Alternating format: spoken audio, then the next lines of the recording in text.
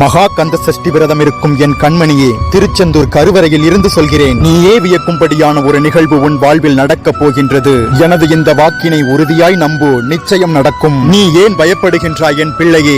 ஒரு நாள் கூட நான் உன்னை விட்டு பிரிய மாட்டேன். எப்போது, எங்கே, எந்த நொடி நீ நினைத்தாலும் அந்த நொடி நான் உன்னோடு உனக்கு நிழலாக வந்து நிற்பேன். நீ உனது மனபாரத்தை என்னிடம் ஒப்படைத்து விட்டு நிம்மதியாக இரு. உனக்கு வேண்டியதை நிச்சயம் நான் தருவேன். நம்பிக்கை கொள். நான் வேண்டியது கிடைக்குமா கிடைக்காதா, முருகன் எனக்கு தருவானா மாட்டானா என்று குழம்பாதே. உனக்கு என்ன வேண்டுமோ அதை நீ கேள். நீ கேட்பதை நான் உனக்கு நிச்சயம் தருவேன். நம்பிக்கையோடு கேள். காலம் அறிந்து உனக்காய் கருணை புரிவேன், கலங்காதே. உனது இந்த போராட்டமான நிலைமையும் மாறும். உன் தற்போதைய நிலைமையை மாற்றி மிக மிக அழகான ஒளிமயமான வாழ்க்கையை தருவேன். கலக்கம் அடையாதே, உனக்கு நல்லதே நடக்கும். நீயே உன் அப்பனாகிய இந்த முருகனை தேடி வந்து நன்றி சொல்வாய். எங்கெங்கோ சென்று இறுதியில் தான் உன்னிடத்தில் வந்தேன். ஆனால் நீயே என்னை காத்துவிட்டாய் முருகா என்று நீ நன்றி கூறுவாய். என்னிடம் வந்து விட்டாய் அல்லவா? இனி உன்னையும் உன் குடும்பத்தையும் நான் பார்த்துக் கொள்கிறேன். நீ தைரியமாக விரதம் இரு, அனைத்தும் நடக்கும். ஓம் சரவணபவ.